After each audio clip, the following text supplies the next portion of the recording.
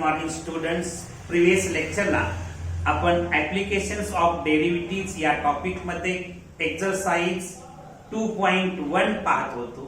या एक्सरसाइज मधले क्वेश्चन 1 मधले फर्स्ट 2 क्वेश्चन्स आपण कंप्लीट केलेले आहेत. आज आपण सब क्वेश्चन नंबर 3 आणखी त्याच्या पुढचे क्वेश्चन्स पाहणार आहोत. तर क्वेश्चन 1 नेमका काय आहे? तुम्हाला कर्वचं इक्वेशन दिलेलं आहे. आणखी गिवन पॉइंटला आपल्याला टँजेंटचं इक्वेशन आणखी नॉर्मलचं इक्वेशन फाइंड आउट करायचं आहे. इक्वेशन ऑफ द कर्व काय आहे बघा. Equation of the curve is x² minus root 3xy plus 2y² is equal to 5. हे इक्वेशन ऑफ द कर्व आहे. आता हे इक्वेशन आपण डिफरन्शिएट करू with respect to x. Differentiating both sides with respect to x we get x च्या respect मध्ये जर आपण डिफरन्शिएट केलं तर आपल्याला काय मिळणार बघा. x² ची derivative with respect to x मिळणार आहे 2x मायनस हे रूट 3 ऍज इट इज लिहितो x इंटू y. याची डेरिव्हेटिव्ह फाइंड आउट करायची आहे. म्हणजेच डेरिव्हेटिव्हचा प्रॉडक्ट रूल वापरावा लागेल. First function x into derivative of second function dy by dx plus second function into derivative of first function x ची derivative 1 मिळणार आहे. प्लस हे 2 कॉन्स्टंट आहे ऍज इट इज लिहिणार. या y ला मी तात्पुरतं x मानणार म्हणजे x² होणार. x² ची डेरिव्हेटिव्ह 2x येते. मात्र x च्या जागेला y असल्यामुळे मी काय लिहिणार 2y लिहिणार. याला मी तात्पुरतं x मानलं म्हणून पुन्हा डिफरन्शिएट करणार. dy by dx is equal to 5 constant आहे आणि कॉन्स्टंट ची डेरिव्हेटिव्ह ऑलवेज 0 येते. ठीक आहे. आता 2x मायनस या रूट 3 न आत ब्रॅकेट मध्ये मल्टिप्लाय करूया. Minus root 3 into x minus root 3x into हे dy by dx as it is लिहिलं. हे मायनस आणखी हे प्लस मायनस होणार. आणखी हे रूट 3 इंटू y. ठीक आहे. Plus 4y into dy by dx is equal to 0. Next स्टेपला काय होईल बघा. इथं मी dy बाय dx या टर्म्स इथं ठेवतो आहे आणि बाकीच्या टर्म्स त्या साईडला घेऊन जातो. तर इथं राहणार आहे minus root 3x into dy by dx plus 4y into dy by dx is equal to. या ठिकाणी हे मायनस रूट 3y आहे. त्या साईडला जाऊन काय होणार प्लस होणार का रूट 3y. त्याच्यानंतर हे प्लस 2x आहे. त्या साईडला जाऊन मायनस 2x होणार. नेक्स्ट स्टेपला इथं मी dy बाय dx कॉमन घेतो. dy बाय dx जर कॉमन घेतलं तर या ठिकाणी राहणार काय आहे बघा. हे 4y आणखी हे मायनस रूट 3x असं शिल्लक राहील. Is equal to root 3y minus 2x असं लिहितो. नेक्स्ट स्टेपला मी इथं लिहितो dy by dx is equal to root 3y minus 2x upon. इथं बघायचं हे इंटू आहे या साईडला येऊन डिवाइड होणार. 4y minus root 3x हे dy by dx मिळालेला आहे. आपल्याला रूट 3,2 या पॉइंटला डेरिव्हेटिव्ह फाइंड आउट करायची आहे. इथं पर्यंत आधी नोट डाऊन करा. मग पुढचा पार्ट आपण बघू. इथं जागा उपलब्ध करू.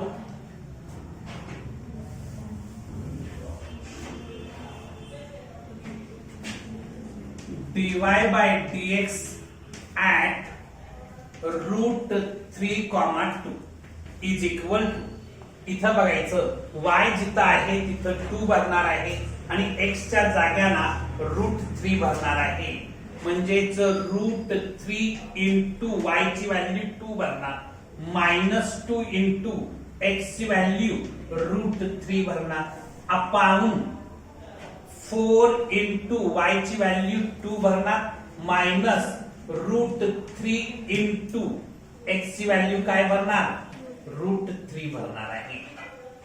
नेक्स्ट स्टेपला काय होईल बघा, इथं 2√3 मायनस 2√3 अपॉन 8 मायनस 3. आता इथं 2√3 मायनस 2√3 म्हणजे 0 येणार. 0 अपॉन हे किती येतं 5.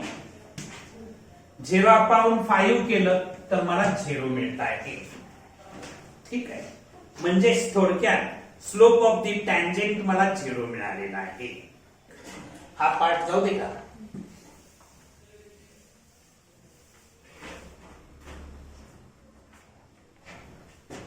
Therefore, slope of the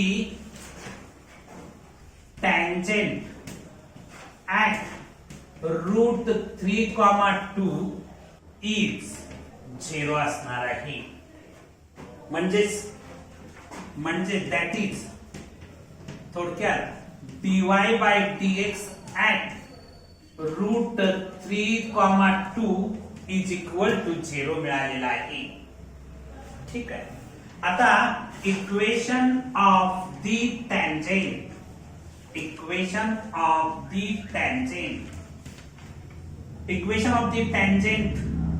is y minus y1 is equal to dy by dx at x1, y1 into x minus x1 हा तुमचा बेसिक फॉर्म्युला आहे.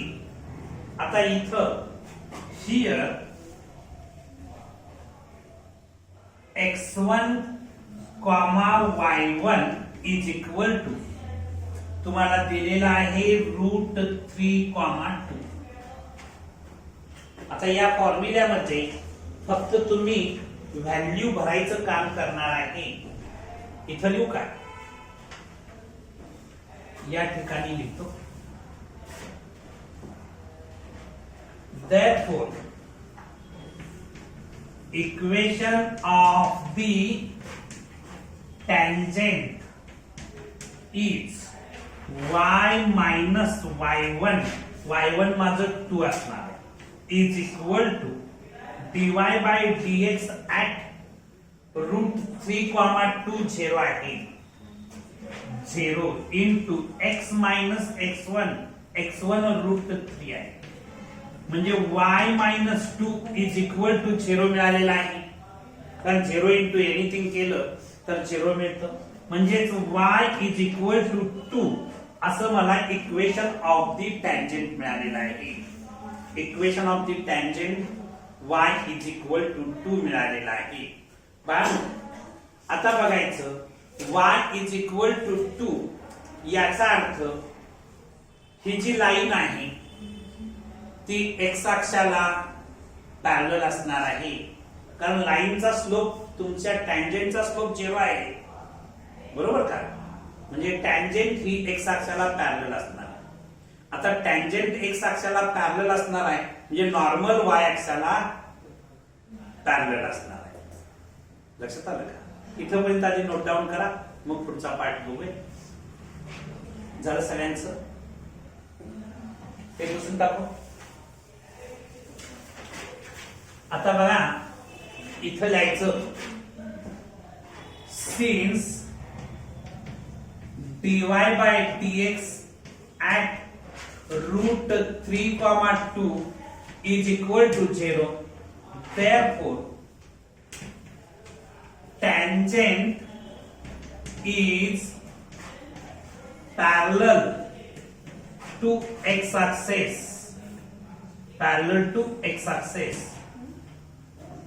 टँजेंट ही कुणाला पॅरलल असणार आहे, x अक्षाला पॅरलल असणार आहे.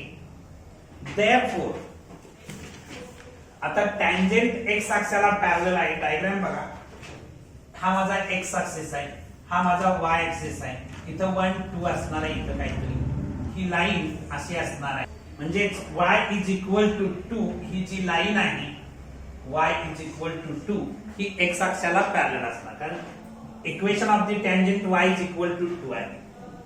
आता टँजेंट x अक्षाला पॅरलल आहे म्हणजेच नॉर्मल y अक्षाला, याला मी परपेंडिक्युलर लाईन ड्रॉ करणार, म्हणजे नॉर्मल कुणाला पॅरलल असणार आहे, y अक्षाला.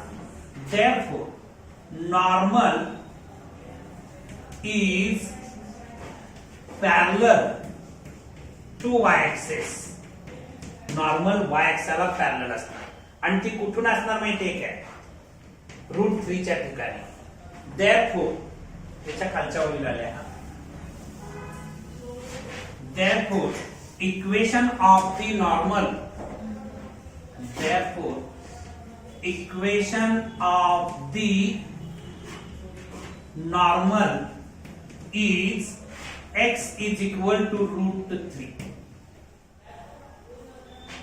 कारण इथं या पॉइंट मध्ये x ची व्हॅल्यू √3 आहे ना, त्यामुळे x इज इक्वल टू √3 हे इक्वेशन ऑफ दी नॉर्मल होणार आहे. तर आपण नेक्स्ट क्वेश्चन बघणार आहोत, क्वेश्चन नंबर 5. हे सगळ्यांचं लिहून झालं असेल तर पुसून टाकतो. Question number 5.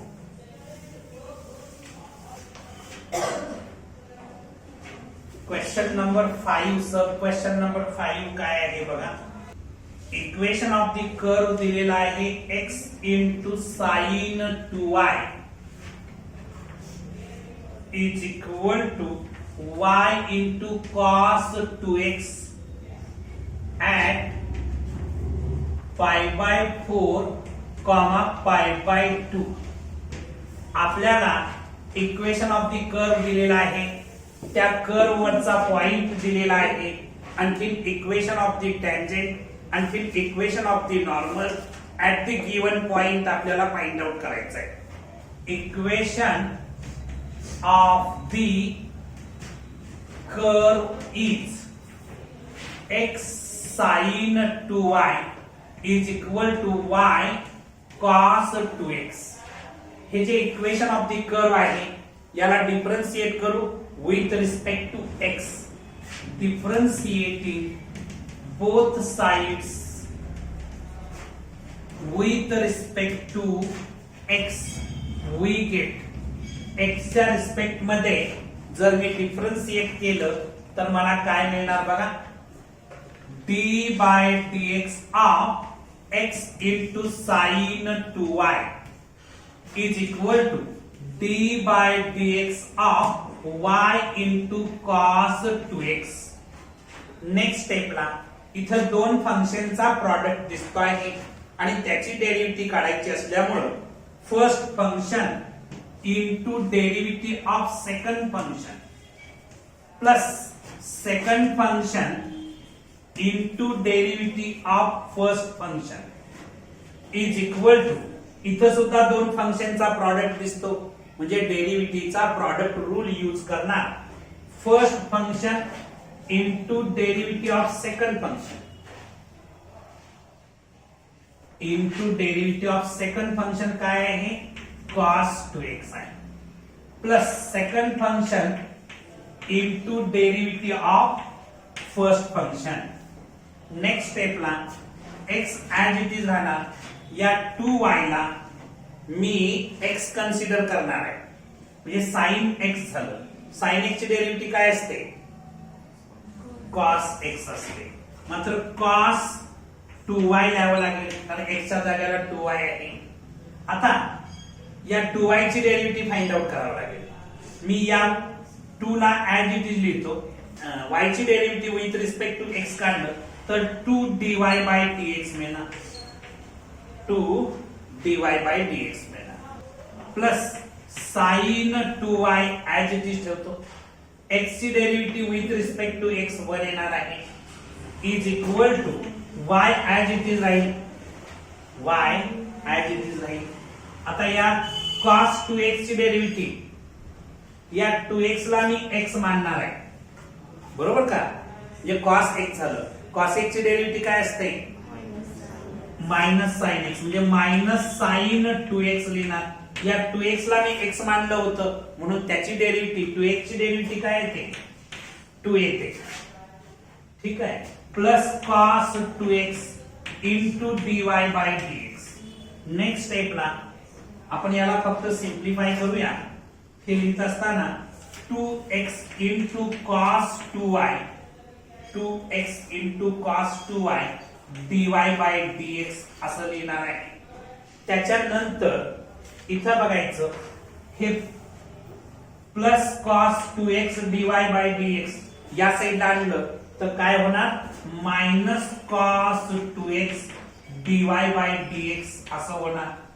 त्याच्यानंतर हे जे आहे is equal to minus 2y sine 2x minus का मायनस आणि हे 2 आणि हे y minus 2y sine 2x येणार. आणखी हे जे आहे काय आहे, प्लस साइन 2y आहे. त्या साईडला जाऊन काय होणार, मायनस साइन 2y होणार. ठीक आहे. आता इथं मी dy बाय dx कॉमन घेणार आहे. वरती जागा उपलब्ध करतो, आणखी लिहितो.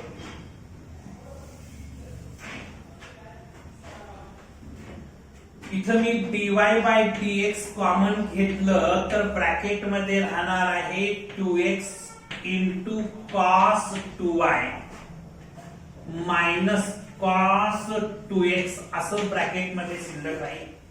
Is equal to minus 2y sine 2x minus sine 2y. Next स्टेपला इथं हे इंटू आहे त्या साईडला जाऊन डिवाइड होईल.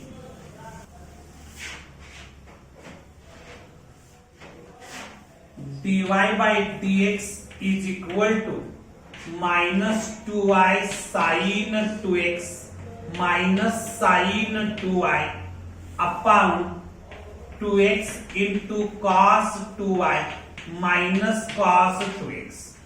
हे मला dy by dx मिळालेला आहे. हे पुसून टाकू. आता नेक्स्ट स्टेपला असं लिहूया आपण, स्लोप ऑफ द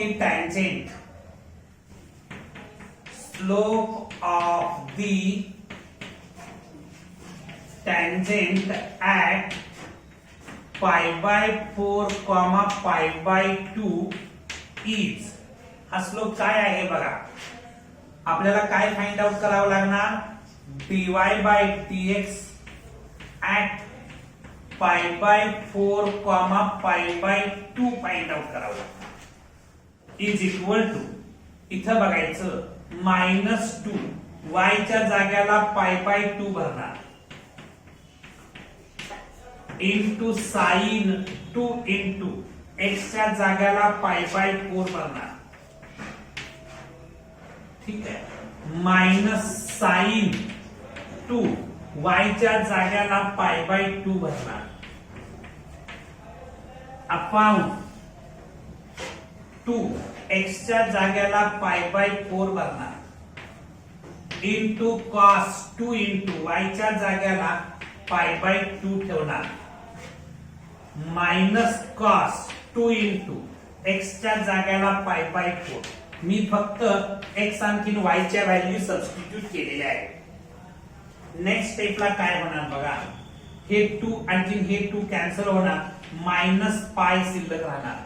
आणखी हे 2 1 जा 2 2 2 जा 4 म्हणजे साइन पाय बाय 2 राहणार. इथं मायनस हे 2 आणखी हे 2 कॅन्सल झालं तर साइन पाय शिल्लक राहणार अपॉन हे 2 1 जा 2 2 2 जा 4 केलं तर पाय बाय 2 इंटू कॉस पाय शिल्लक राहणार. तर हे 2 हे 2 कॅन्सल होणार.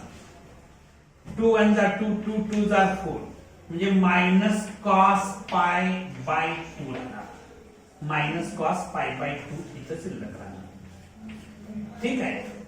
एवढं सगळ्यांच्या लक्षात आलं असेल सिम्प्लिफिकेशन.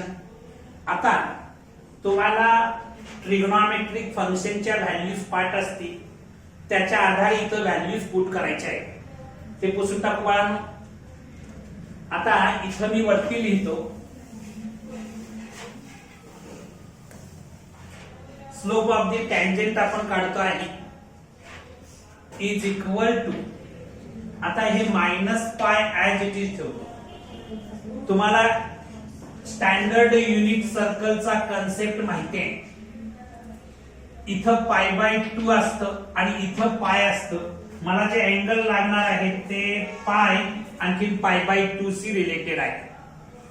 इथं या ठिकाणी एक्स कोऑर्डिनेट 0 असतो, वाय कोऑर्डिनेट 1 असतो. इथं एक्स कोऑर्डिनेट -1 असणार आहे, वाय कोऑर्डिनेट 0 असणार आहे. पहिलं जे असतं ते कॉस असतं, दुसरं जे असतं ते साइन असतं. पहिलं कॉस असतं, दुसरं साइन असतं. हे तुम्हाला माहिती आहे. व्हॅल्यू पाठ नसतील तर काय टेक्निक वापरायचं तेही मी तुम्हाला सांगतोय. आता हे मायनस पाय, साइन पाय बाय 2, साइन पाय बाय 2 ची व्हॅल्यू 1 असते. साइन पाय बाय 2 ची व्हॅल्यू काय असते? 1 असते. मायनस साइन पाय, साइन पाय ची व्हॅल्यू 0 असते. साइन पाय ची व्हॅल्यू काय असते? 0 असते. Upon pi by 2 as it is. त्याच्यानंतर कॉस पाय ची व्हॅल्यू, कॉस पाय ची व्हॅल्यू -1 असते. ठीक आहे. मायनस कॉस पाय बाय 2 ची व्हॅल्यू 0 असते. व्हॅल्यूज भरायचं काम फक्त मी केलं. नेक्स्ट स्टेपला काय होणार बघा. हे मिळणार आहे minus pi upon minus pi by 2. हे मायनस मायनस कॅन्सल होईल, म्हणजेच पाय इंटू 2 अपॉन पाय. हे पाय पाय कॅन्सल केलं तर 2 मिळालेला आहे. म्हणजे स्लोप ऑफ द टँजेंट मला काय मिळालेला आहे? 2 मिळालेला आहे. स्लोप ऑफ द टँजेंट काय मिळाला? 2 मिळाला. कसा मिळाला लक्षात आलं का?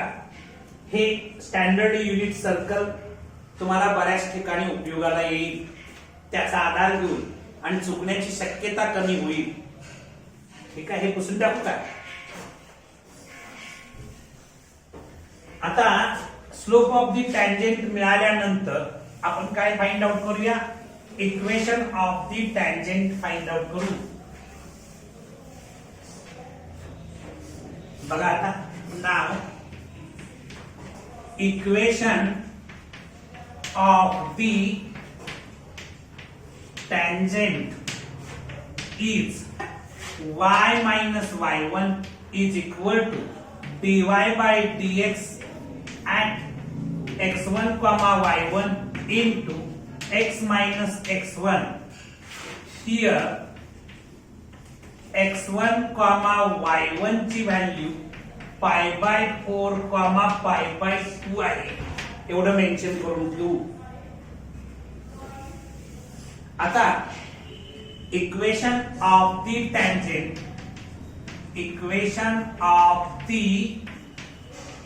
Tangent is y minus y1. y1 ची व्हॅल्यू आहे pi by 2 is equal to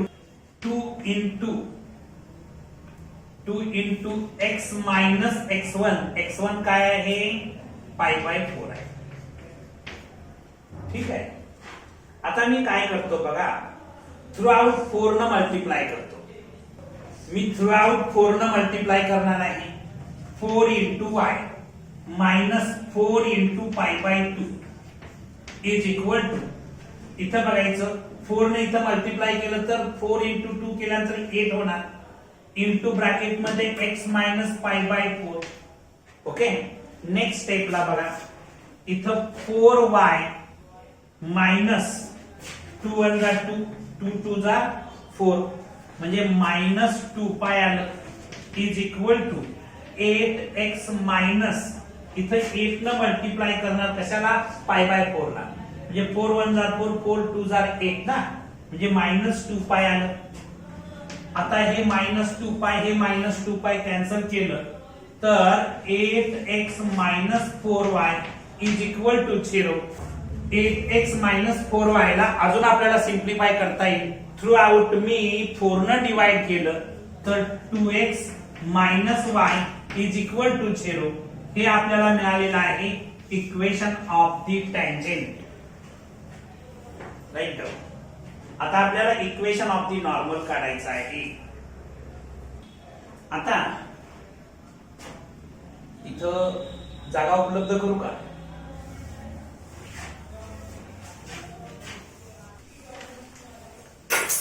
बघा सगळ्यांचं लक्ष आहे का? पहिल्या तर स्लोप ऑफ दी नॉर्मल काढूया. Slope of the normal at π/4, π/2 is, तुम्हाला माहिती आहे स्लोप काढायचा असेल तर टँजेंटचा जो स्लोप आला असेल त्याचा काय घेतो आहे, निगेटिव्ह रेसिप्रोकल घेतो आहे.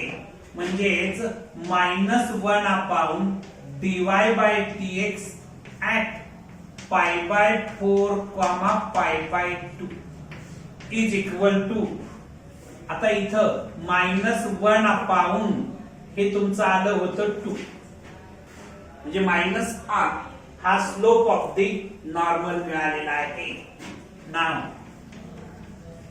Equation of the normal, equation of the normal at π/4, π/2 π/4, π/2 ला आपल्याला equation of the normal find out करायचं आहे.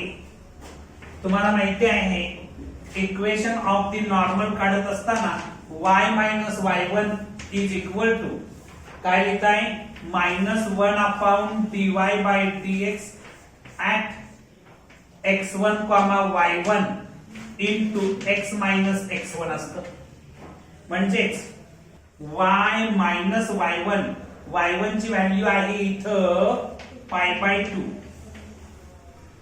Is equal to -1 dy/dx at π/4, π/2 minus half मिळालेला आहे. ठीक आहे. आणखी x - x1 π/4 आहे. आता याला फर्दर सिंप्लिफाय करतो. y - π/2 is equal to -x/2 minus minus plus π/8 येणार आहे. मी थ्रू आउट 8 न मल्टिप्लाय करतो तर काय होणार ते मी इथं लिहितो. 8 न मल्टिप्लाय करत असताना 8 × y minus 8 × π/2 is equal to 8 × -x/2 plus 8 × π/8. Me through out 8 न मल्टिप्लाय केलं तर मला हे मिळालेलं आहे. ठीक आहे. 8y हे 2 × 1 = 2, 2 × 4 = 8 म्हणजे -4π राहिले इज इक्वल टू 2 × 1 = 2, 2 × 4 = 8 म्हणजे -4x झालं. आणखी हे 8 कॅन्सल झालं तर पाय शिल्लक राहिला. आता नेक्स्ट स्टेपला बघा, हे -4x इकडे आलं तर +4x होणार, +8y इज इक्वल टू पाय आणि हे -4π तिकडे गेल्यानंतर +4π येणार म्हणजे 4x + 8y is equal to 5π मला मिळालेला आहे.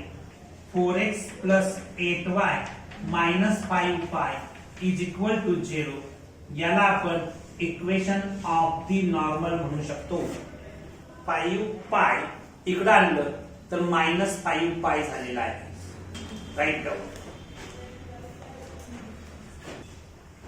आता नेक्स्ट क्वेश्चन नंबर आपण 7 बघणार आहे. बघा सगळ्यांचं लक्ष आहे का? Question number 7, x is equal to √t आणखी y is equal to t - 1/√t at t is equal to 4. ठीक आहे. आपल्याला इक्वेशन ऑफ द कर्व दिलेला आहे, मात्र हे पॅरामेट्रिक फंक्शनच्या फॉर्मॅट मध्ये. x आणखी y सेपरेटली डिफाइन केलेले आहेत इन टर्म ऑफ t आणि त्यामुळं हे गिवन फंक्शन जे आहे ते पॅरामेट्रिक फंक्शन आहे. इथं टी हा पॅरामीटर आहे. आपल्याला या कर्वच्या बाबतीत टँजंटचं इक्वेशन आणखी नॉर्मलचं इक्वेशन फाइंड आउट करायचं आहे. ठीक आहे. पहिल्या टर्म गिवन कर्व्स आपल्याला डिफरन्शिएट करावे लागतील. इथं पॅरामेट्रिक फंक्शनची डेरिव्हेटिव्ह काढण्याचा कन्सेप्ट यूज करावा लागेल. मी पहिल्या term y is equal to t minus 1 upon root t याला विचारात घेतो. आता differentiating both sides with respect to t we get y ची derivative with respect to t dy by dt मिळणार इज इक्वल टू t ची derivative with respect to t 1 मिळणार. ठीक आहे. त्याच्यानंतर हे minus symbol as it is ठेवतो. -1 upon 2t into under root t मिळणार.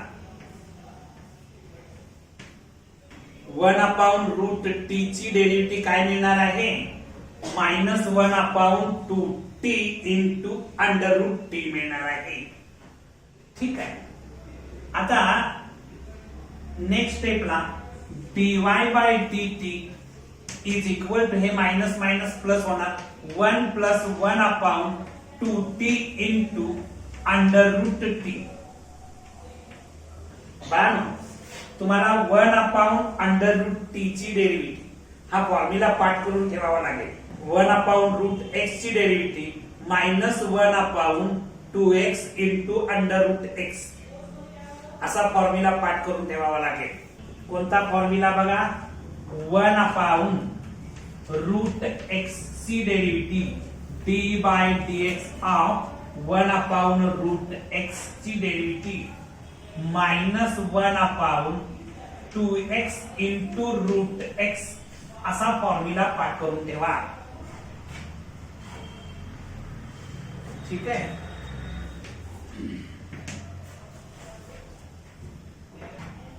नेक्स्ट आता याला मी 1 असं नाव देतो. याला 1 असं नाव दिलं. त्याच्यानंतर मी सेकंड फंक्शन विचारात घेतो. ना x is equal to root t हे कन्सिडर करतो.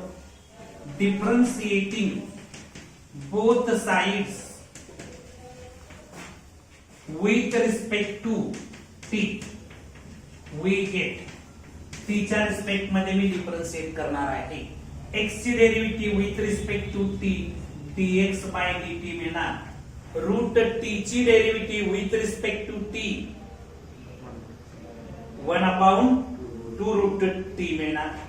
1 अपॉन 2 रूट t मिळणार आहे. कारण रूट x ची डेरिव्हेटिव्ह 1 अपॉन 2 रूट x असते त्या फॉर्मॅट मध्ये. याला मी इक्वेशन नंबर 2 असं नाव देणार. ठीक आहे. हे हा फॉर्म्युला पासून टाकू का?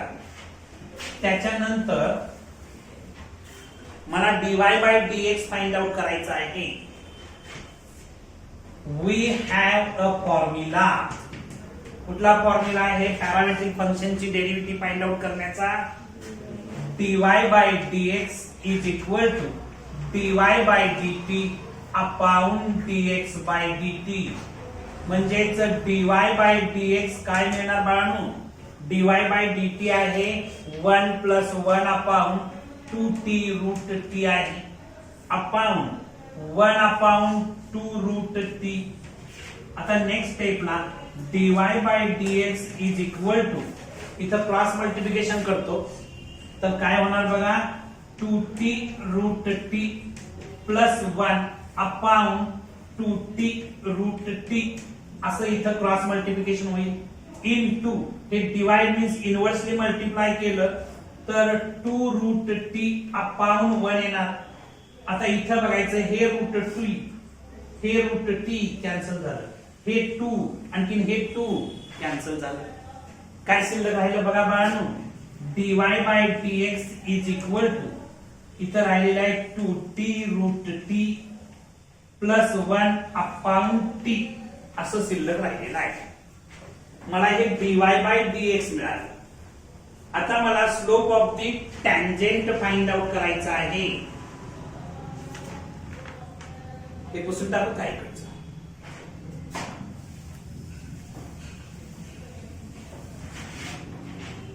Slope of the tangent at t is equal to 4. Slope of the tangent at t is equal to 4. काय मिळणार सांगा. dy by dx at t is equal to 4 is equal to 2 into 4. T जिथं दिसतं तिथं 4 बनतोय.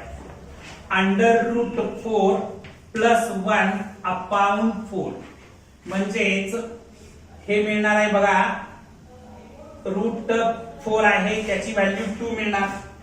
2 into 2 केलं तर 4 होणार. 4 into 4 केलं तर 16 होणार. 16 प्लस 1 केलं तर 17 होणार. 17 upon 4. Slope of the tangent मला मिळालेला आहे 17 अपॉन 4. आता स्लोप ऑफ दी टँजेंट मिळाल्यानंतर मी काय फाइंड आउट करणार आहे. Equation of the tangent. हे पुसून टाकू का.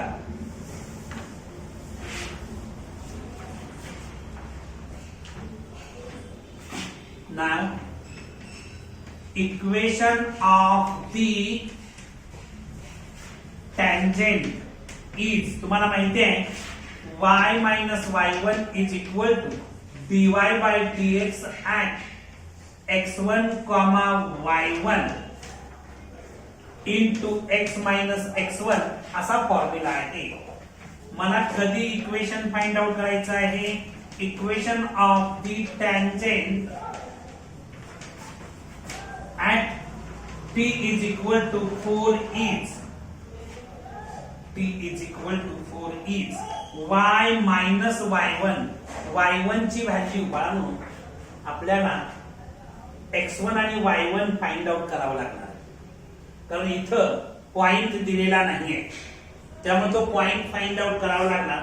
मी बाजूला पॉइंट फाइंड आउट करतो. आणखी त्याची व्हॅल्यू आपण इथं भरूया. इथं बघायचं मी या ठिकाणी पॉइंट फाइंड आउट करतो. Point on the curve. बघा t ची व्हॅल्यू 4 आहे त्यामुळं x is equal to under root 4. t is equal to 4 given आहे त्यामुळे x is equal to under root 4 आणि रूट 4 इज इक्वल टू काय लिहू शकतो आपण 2 लिहू शकतो. आणखी y is equal to t minus 1 upon root t आहे म्हणजे y is equal to 4 minus 1 upon root 4 म्हणजेच y is equal to 4 minus half लिहिणार म्हणजेच y is equal to 8 minus 1 upon 2 म्हणजे y is equal to 7 upon 2. Therefore, point on the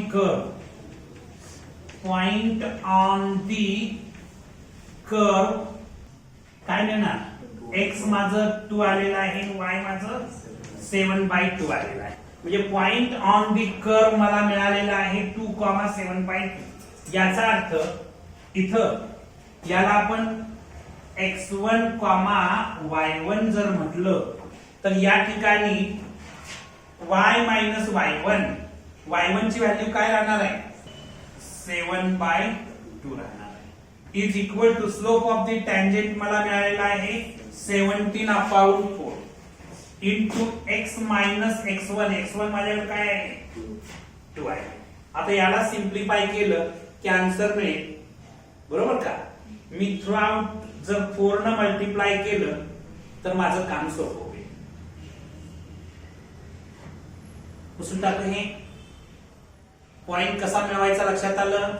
इथं point दिलेला नाहीये त्यामुळे तुम्हाला पॉइंट फाइंड आउट करावा लागला हे लक्षात घ्या. हे जाऊ दे का पॉइंट फाइंड आउट करण्याची method.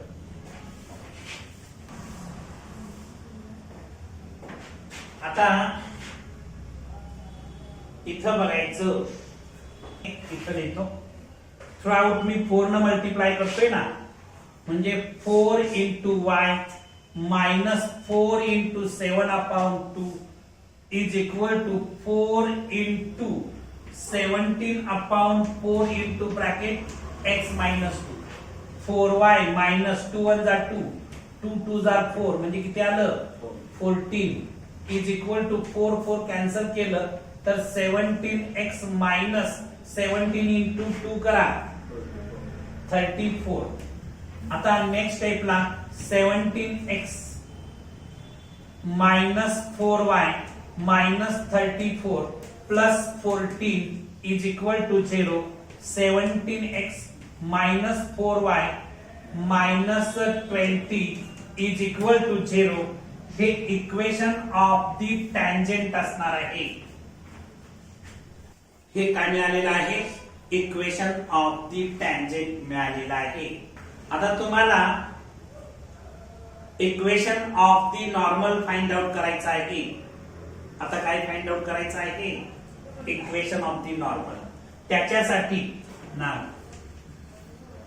Slope of the normal, slope of the normal is काय लिहिणार बाळांनो -1 upon dy by dx at t is equal to 4 लिहावं लागेल. Slope of the normal at t is equal to 4 लिहितो. म्हणजेच -1 upon slope of the tangent 17 upon 4 आहे म्हणजे -4 upon 17 मिळणार. ठीक आहे. आता या ठिकाणी आपण इक्वेशन ऑफ दी नॉर्मल मिळवूया. ते पुसून टाकता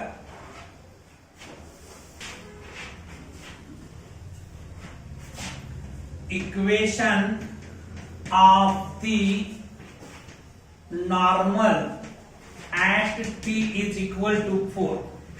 तुम्हाला इक्वेशन ऑफ दी नॉर्मल माहिती आहे y minus y1 is equal to -1 upon dy by dx at t is equal to 4 into x minus x1. आता इथं y minus y1 ची व्हॅल्यू 7 upon 2 काढलेली होती तुम्ही. मगाशी पॉइंट फाइंड आउट केला होता ना तिथं y1 ची व्हॅल्यू काय आहे 7 upon 2 is equal to हे -1 upon dy by dx at t is equal to 4 -4 upon 17 आहे into x minus x1 ची व्हॅल्यू तुम्ही 2 फाइंड आउट केली होती.